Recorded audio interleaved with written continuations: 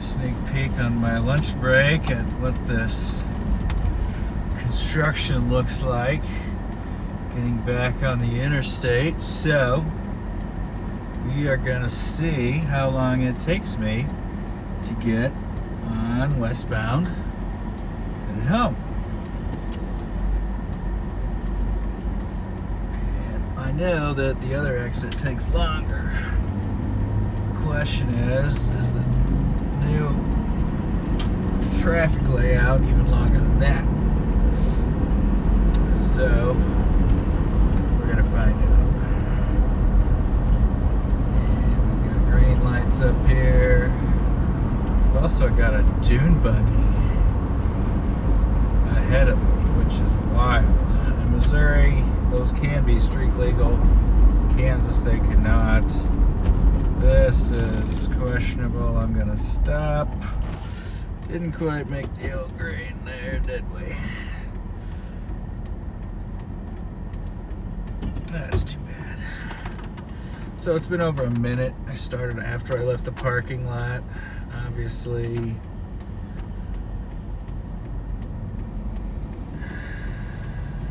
it takes a while.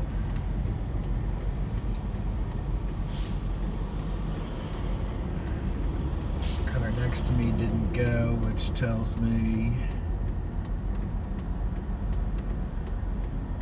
you know what? If these lanes are closed, I should still be okay. I'm also hearing a squeaky hub. 62 degrees, we shouldn't have that. Goes away, okay. School bus behind me. Gas has gone up by 12 cents since lunch. Wonderful.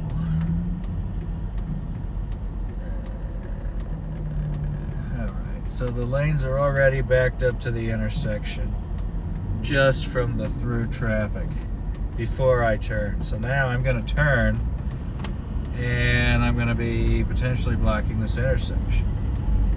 Holy cow. So the dune buggy who went ahead of me still hasn't even gotten close. The school bus behind me is blocking the intersection. Car behind them too.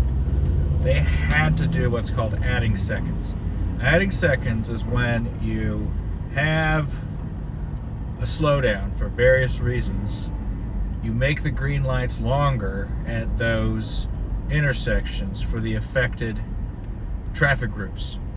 If they didn't do that here, we're going to have problems. So the lights that need seconds added are the one directly in front of me, and then the left turn or through light ahead of me. At least for certain periods of the day, you need to add seconds.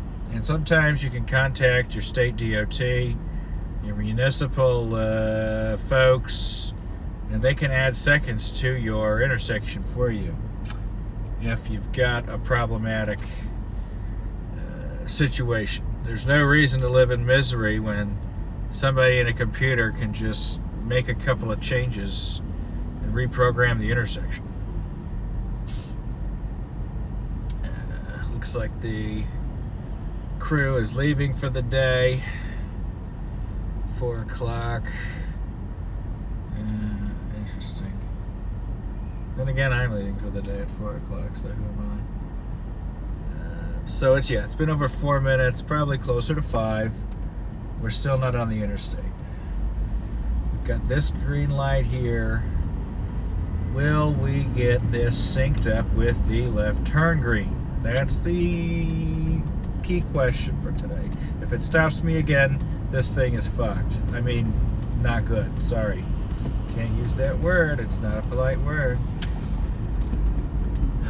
And I'm off.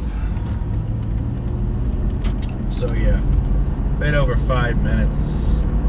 If I had gone straight at that stop sign, not the one where I turned left, well, I don't think it was captured today. But if I'd gone straight after 4 or 5 minutes, I'd probably be waiting at the intersection to turn left 3 miles down the road. Close to it. We're going to have to time that another day. and see. So let's assume it was a 5-minute even transaction to get to exit 30, to get to exit 24. That means I have an 8-minute buffer, roughly, to get to exit 21. So the question is, will I reach exit 21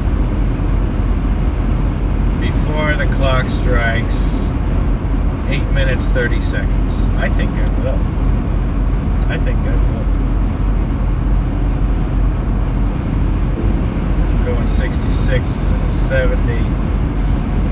As I've talked about, it's such a short stretch of 70. I don't bother doing it. It's uphill, part of the car. So, exit 21 is in 1 mile. Now, we're not basing it off of when you hit that off-ramp. We're basing it off of when you hit the on-ramp, which is past the bridge, right? When would you be getting on as someone who took a westbound turn? So that's going to be a little further. It's going to be close. It's going to be close. Again, we have a buffer there.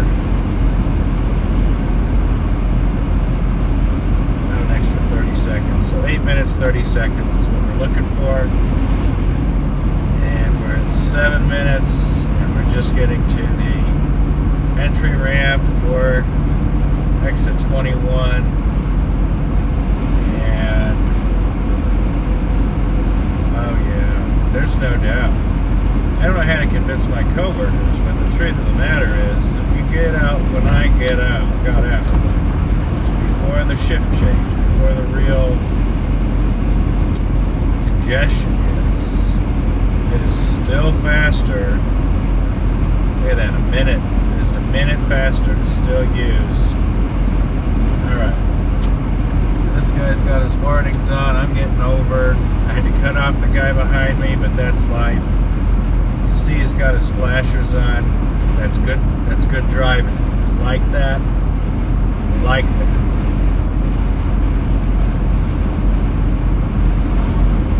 He knows he can't get up to speed on this grade. Great Central Truck Leasing. Whoever you are, hat tip to you. That was good driving. Otherwise, I may not have noticed, and I might have smashed into him. The guy next to me is a little irritated, guns his car, goes on his way. But so what? Be irritated. Irritate people to save yourself. Now, I could have slowed down to 50, probably. Or I could have cut that guy off. I made my choice. Everybody's car looks clean today, except for me. I have a theory people are a little bit more anal about their cars out here. It's probably the most expensive thing that people buy. I suppose if I was paying $900 a month, I'd keep mine quite clean too. Car washes can actually damage cars that were more than 7 years old. You will see in most of the new sort of franchise car washes that if your car is more than 7 years old, they're not going to promise that they won't damage your paint, various other items in and about your car. So it's a little more risky if you have an older car taken to a car wash every day. It's not, don't do one of these monthly, go in every day. You're going to be buying a new paint job probably, or basically kind of what I would say be flirting with trouble. Keep your car clean, but if it's more than 7 years old, don't be excessive with it unless you want to plan on problems.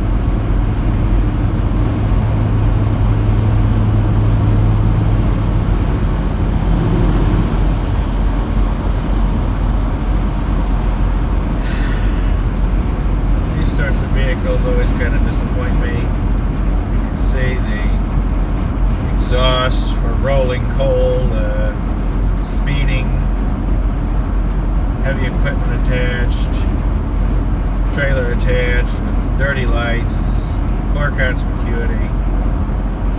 That rig is not ideal. They've obviously spent a lot of money on having a dirty, loud, fast truck, but not considered much about the safety of the rig overall. Well, here comes Great Central. Clearly he's got his speed back. He's going about 75 and a 65. You know, I don't love that. But he's probably trying to make up time for being under the speed limit. If you use the hills, you can go a little bit faster.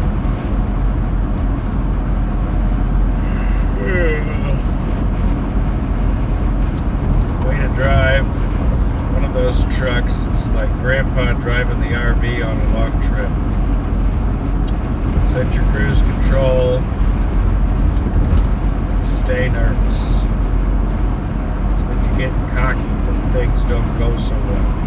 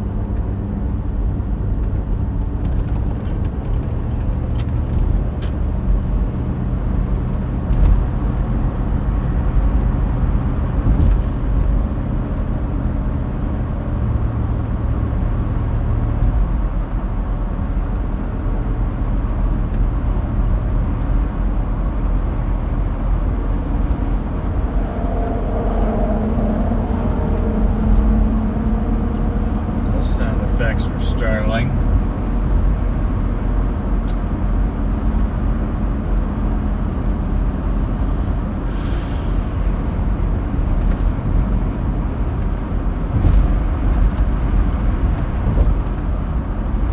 Today I listened to the audio recording of an altercation between two individuals, one of whom fired a gun into the face of the other. Graphic. Although it was audio, I considered it graphic. Unpleasant.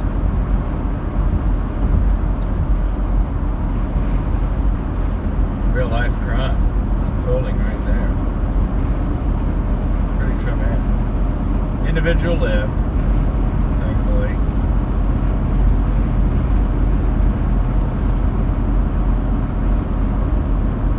Also read about another person who did die in a unfortunate accident. Had a lot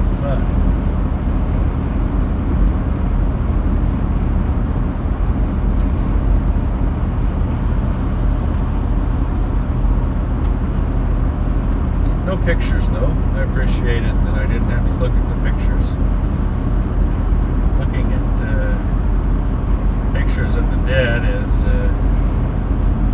it goes two ways. On one hand, sometimes the people look quite peaceful, especially the somewhat older people. I have a theory that if you're pretty far up there, you know, say over age 80, at this point in time, people who were over age 80 were brought up at a time when you really weren't supposed to live past 80. Every day is probably quite a gift. And I find that when they've died, even in a tragic circumstance, I believe they were at peace oftentimes. They probably considered the fact that they might die, maybe even invited it if they're in a lot of chronic pain or something. Not invited it, but not been disappointed, you know. Every day could be your last, right? So maybe you've got to have an attitude or a thought about it. But I see a lot of photos where the person didn't know it was coming, and it was just, it's just sad, you know. Their clothing is often removed, shoes are removed. They went through something that was not natural or pleasant. Often a pedestrian crash or a car-to-car crash.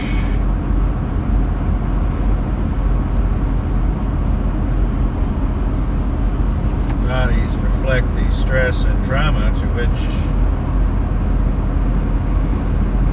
they were subjected. And the question when you have a death claim is, well, it's not my question, it's unfortunately the law's question. The question is, how much suffering did that person have inflicted by the defendant prior to ultimately expiring? And a swift death is worth less than a slow and painful death. I find these facts uncomfortable. I find the whole thing a little bit uncomfortable. But that is the common law applies to most wrongful death cases. In some instances, you know, it's only your medical expense of the deceased. But in most situations, you factor and you try to ascertain the degree to which that person suffered before expiring. And, you know, how long did it take for EMS to arrive with morphine? If a person goes up to the car and checks on them, did that person see a living person, or was the person already gone? These things become very important in assigning a value to a death claim. If the person was cognizant and talking, then you have more value than a person who has rigor mortis, is pulsating or moving, but is actually not living. And I find it very morbid that these things have to be explored and discussed, especially with the heirs of that person who, oh boy, car to my left, can't get over, not fun, flat tire. So anyways, I do consider it all to be a rather morbid affair, but these are the facts that we must ask in these situations. Aside from that, we're limited to sort of, you know, where their dependents who relied on that person, a wife or even a husband or children. And if that person was not an economic provider, common law is much less generous to, say, siblings or parents, something like that. Now, I suppose if you were a parent who relied on your son or daughter, who maybe you lived with them, they were a caregiver, ding ding bingo, you got a claim.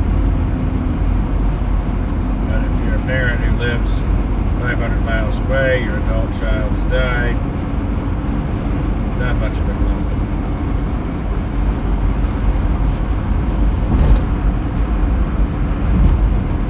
It's interesting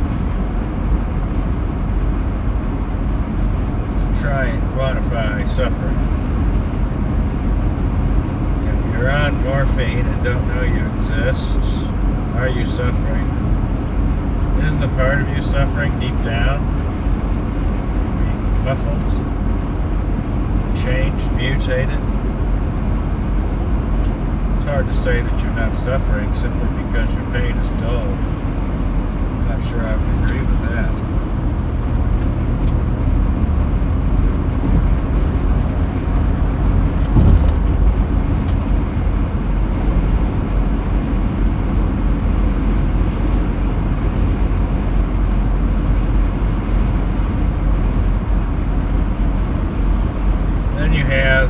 The death by fire. I think those are pretty good arguments.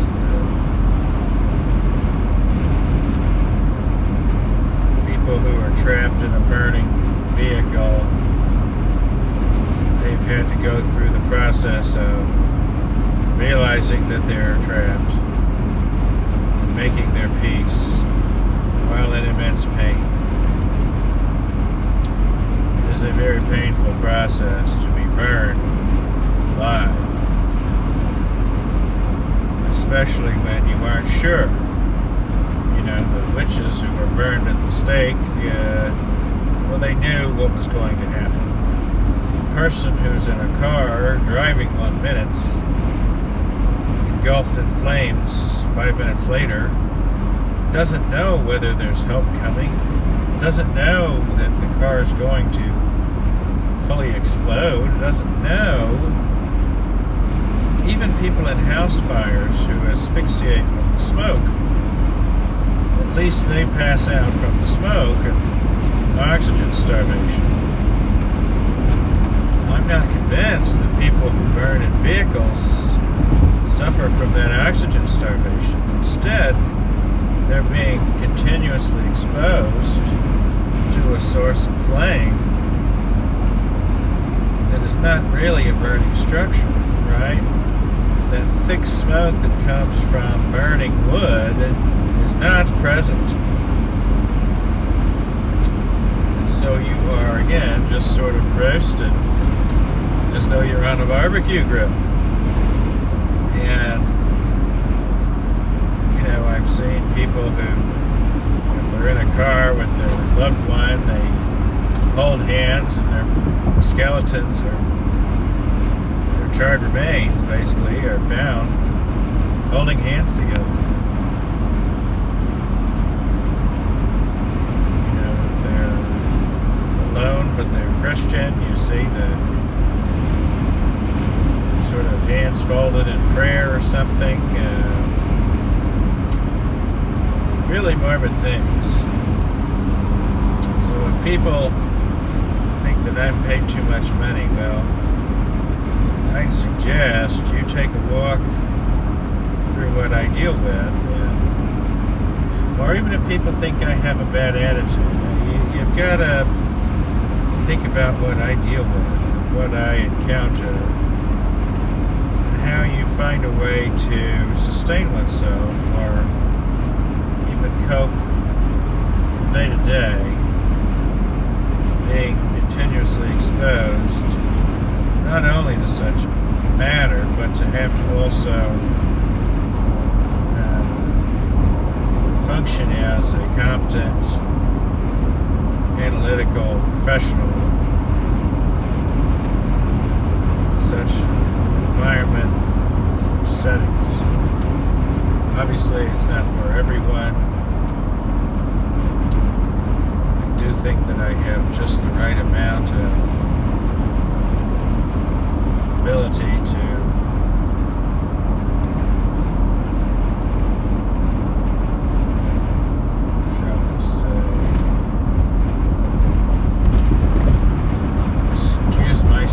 from the emotions,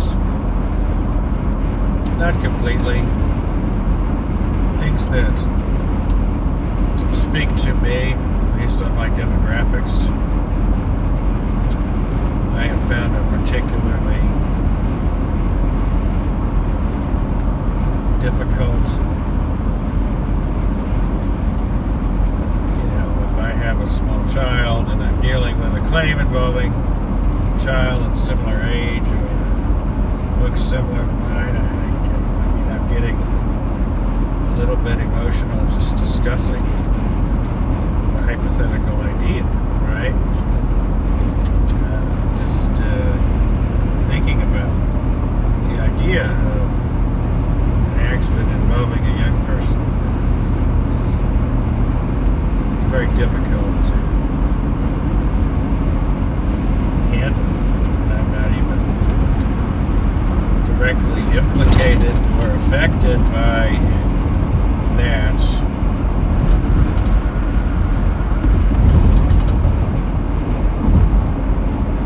Person's experience.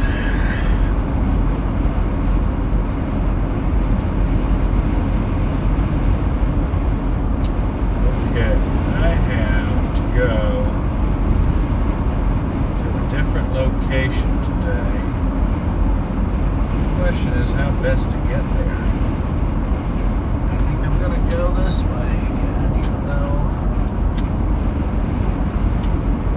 I was tempted to go a different way.